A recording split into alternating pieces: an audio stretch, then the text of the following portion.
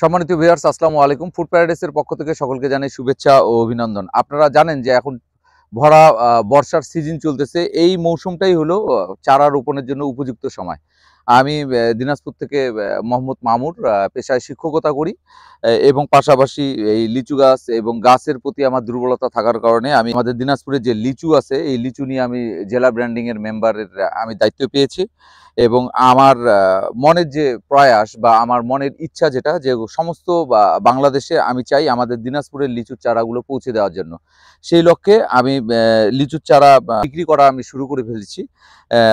দেশব্যাপী আমার লিচুর চারা যাচ্ছে। আপনারা দেখতে পাচ্ছেন যে আমার হাতে যে এই লিচুর চারাটা আছে, আমি যদি একটু সামনে থেকে যাই, যে আমার হাতে যে লিচুর চারাটা আছে এটা হচ্ছে বেদানা প্রজাতির একটা লিচুর চারা।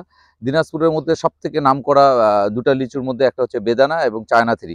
তার মধ্যে আপনারা দেখতে পাচ্ছেন এটা বেদানা লিচুর চারা। আপনারা দেখেন যে এই পাতাগুলো কত পরিষ্কার এবং সুস্বাস্থ্যের অধিকারী আমি বলবো। কারণ এই দেখেন ঝকঝকা, কোনো পোকা নাই এই পাতাগুলোর মধ্যে। এবং আপনাদেরকে যদি গাছের এই গোড়াটা আমি দেখাই, দেখেন একটা মোটা ডালে কলম করা।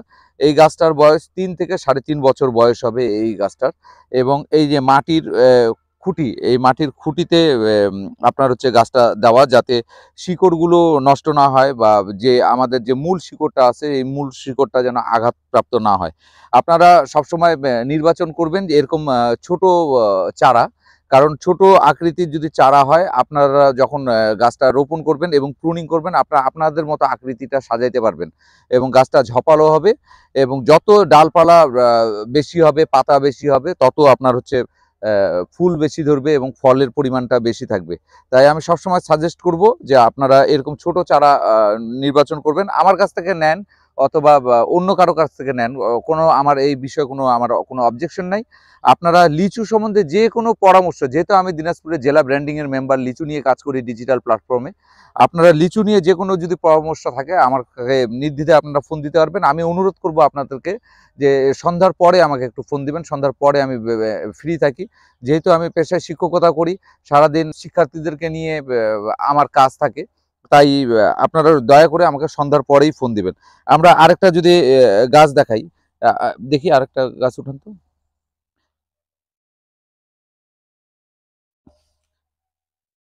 আপনারা দেখেন যে আমাদের গাছগুলো, প্রতিটা গাছ আপনাদেরকে যদি দেখাই, প্রতিটা গাছেই আমার এরকম মাটির খুঁটিতে এবং শাখা প্রশাখা, এরকম ছোট ছোট শাখা আপনারা দেখতেছেন এখানে ছোট ছোট শাখা।